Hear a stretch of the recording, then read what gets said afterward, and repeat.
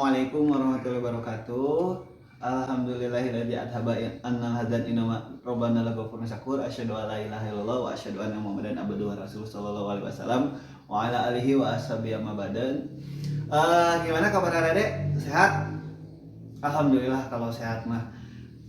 Ini sebelum kita mengawali pelajaran pendidikan agama Islam, duduknya dirapikan terlebih dahulu. Sampahnya jangan ada yang sampai makan. Nanti makannya dilanjut setelah pelajaran ini. Ya udah siap? Ya sebelum kita mengawali, kita juga harus membaca doa terlebih dahulu. Membaca Al-Fatihah di dalam hati masing-masing. Berdoa, mulai.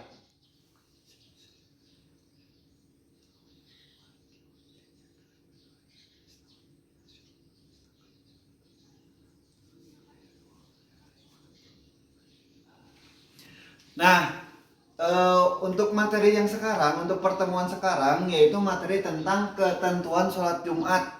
Dan ketentuan sholat Jumat itu apa? Pengertiannya sholat Jumat itu apa? Ada yang tahu? Nggak ada. Jadi pengertian sholat Jumat itu adalah sholat yang dilaksanakan pada waktu tengah hari setelah sholat duhur sampai waktu sebelum asar, di mana dilaksanakannya setelah khutbah. Jadi sholat Jumat itu dilaksanakan 2 rakaat, tapi dilaksanakannya setelah khutbah. Jangan sampai buat adik-adik semua mengerjakan sholat Jumat itu sebelum khutbah. Itu bukan dinamakan sholat Jumat, tapi itu dinamakannya sholat sunnahnya.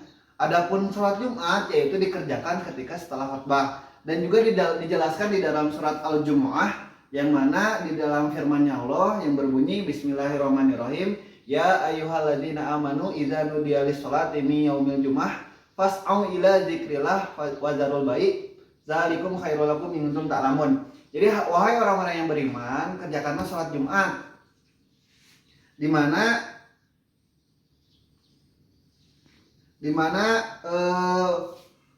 yang bersegeralah untuk pergi segera-gera ke masjid. Tinggalkanlah jual beli. Maksudnya tinggalkan jual beli di sini adalah meninggalkan segala kegiatan, segala aktivitas yang mana kita harus segera untuk mengingat terhadap Allah, untuk segera menghadiri pada sholat Jumat ini. Dan juga itu secara pengertian.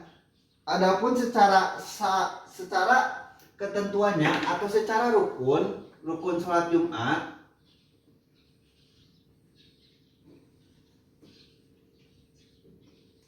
yang pertama yaitu mengucapkan hamdalah, seperti halnya muqaddimah, alhamdulillahilladzi hadana li hada, alhamdulillah adhaba anal hazan, alhamdulillahi hadana ladi. Itu masih banyak ya pengucapan hamdalah untuk mengucapkan rasa syukur kita terhadap Allah Subhanahu wa taala. Dan juga setelah mengucapkan hamdalah yaitu kita mengucapkan sholawat Rasulullah sallallahu alaihi wasallam, yaitu seperti halnya kita membacakan Allahumma sholli ala Muhammad wa ali Muhammad, itu mendoakan terhadap Rasulullah SAW. Dan juga mengucapkan 2 kalimat syahadat, yaitu asyhadu alla ilaha illallah wa asyhadu anna muhammadan abduhu wa rasuluh.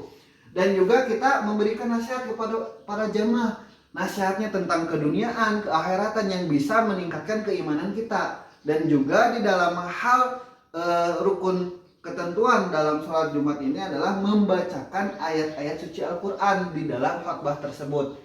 Nggak ada ya ketika sholat Jumat membacakan ayat Injil, ya tidak bisa. Karena kita adalah agama Islam dan juga kita harus mengingatkan kepada Allah yang namanya keimanan kita harus dicas. Dimana dicas di sini adalah dinaikkan keimanan kita melalui khutbah diadakannya sholat Jumat. Dan yang terakhir yaitu adalah membacakan doa terhadap orang-orang iman, orang-orang Islam, orang-orang keseluruhannya.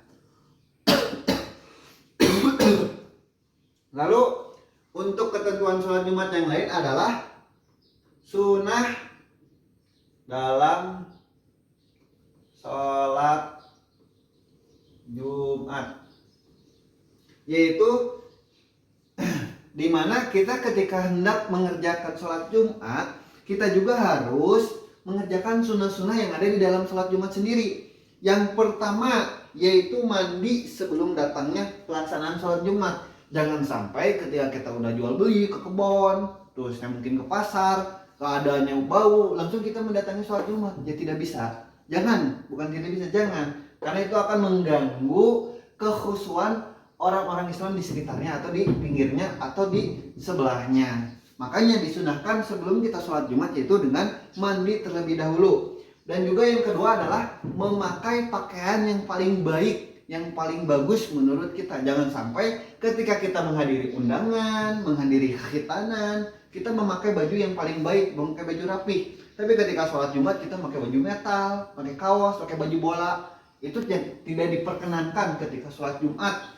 Dan juga memakai wangi-wangian untuk para ikhwan, untuk para laki-laki, dan juga menyegerakan datang ke tempat sholat Jumat. Nah, sholat Jumat di Indonesia sendiri dilaksanakan jam 12 dan juga ada yang sampai jam 1, ada yang setengah 2. Itu sesuai dengan kesepakatan yang ada atau sesuai dengan ijtihad yang ada di majelisnya masing-masing atau di tempatnya masing-masing. Dan juga memperbanyak doa dan sholawat kepada Nabi, karena itu adalah waktu yang mustajab. Ketika waktu mustajab itu apa? Waktu yang bakal dikabulkan oleh Allah ketika kita berdoa.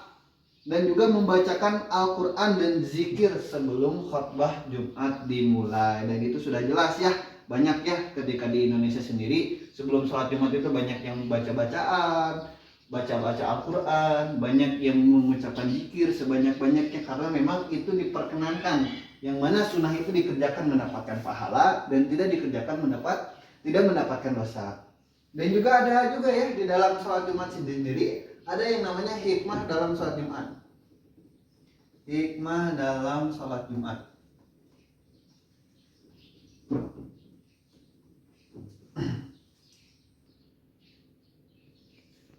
Hikmah sendiri di sini adalah simbol di mana sholat Jumat di sini berkumpulnya orang-orang Islam, di mana ketika hari Senin sampai Kamis kita sibuk bekerja, Sabtu Minggu kita sibuk untuk berlibur, tetapi di hari Jumat ini kita berkumpulnya orang-orang Islam untuk para laki-laki, di mana di mana itu adalah hal yang wajib bagi laki-laki, di mana ketika memang laki-laki tidak mengerjakan sholat Jumat selama 3 kali berturut-turut, itu sudah dipastikan dicap di dalam neraka, masuk ke dalam nerakanya Allah. Maka dari itu, ini banyaknya atau wajibnya sholat Jumat untuk para laki-laki. Dan juga untuk menunjukkan bahwa tidak ada perbedaan antara sesama manusia. Contoh presiden, saya sebagai guru, terus ada sebagai tukang cukur, ketika memang ada panggilan untuk sholat Jumat, semuanya sama. Artinya semuanya sama mendengarkan, semuanya sama tunduk kepada Allah. Tidak ada yang namanya jabatannya paling tinggi, jabatannya paling rendah ketika sholat Jumat, itu tidak ada.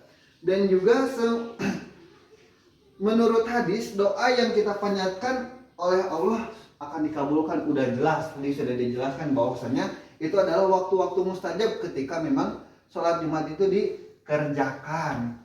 Nah itu ya untuk ketentuan sholat Jumat sendiri, ada pengertiannya sholat Jumat, rukun sholat Jumat, sunnah dalam sholat Jumat, hikmah dalam sholat Jumat tersendiri. Gimana, adik-adik paham? Terus gimana kalau yang perempuan? Kalau yang perempuan itu tidak diperkenankan ya. Adapun keadaannya urgent atau keadaannya darurat, memang lagi dibonceng sama laki-laki atau sama suaminya gitu ya, hati-hati, itu tidak apa-apa, mengerjakan sholat Jumat itu tidak dosa. Adapun lebih baiknya yaitu dengan sholat duhur. Ada yang mau ditanyakan? Udah paham semuanya? Coba saya mau nanya sama yang namanya Sri, ada? Ada. Sri, gimana untuk pengertian sholat Jumat, ngerti? Mengerti Bapak. Ya, terima kasih Sri ya. Untuk sekarang, karena sudah dijelaskan dalam pengertian sholat Jumat, rukun sholat Jumat, sunnah dalam sholat Jumat, hikmah dalam sholat Jumat, maka Bapak akan membentukkan kelompok dari 20 orang di sini. 20 orang di sini dibagi menjadi 5 kelompok, di mana satu kelompoknya 4 orang untuk menjelaskan pengertian sholat Jumat sendiri, didiskusikan untuk kelompoknya. Terus apa sih rukun tadi sholat Jumat yang sudah dikerjakan? Pada menulis semuanya? Siap. Sunnah dalam sholat Jumat dan hikmah dalam sholat Jumat. Dan tambahannya adalah hukum sholat Jumat bagi para perempuan itu gimana? Terima kasih. jelas banyak peragi banyak salahnya, Bapak minta maaf yang sebesar-besarnya. Ditutupkan dengan bacaan doa kifaratul majelis. Subhanaka Allahumma wa bihamdika asyhadu an la ilaha illa anta astaghfiruka wa atubu ilaik. Assalamualaikum warahmatullahi wabarakatuh. Sampai bertemu di pertemuan selanjutnya.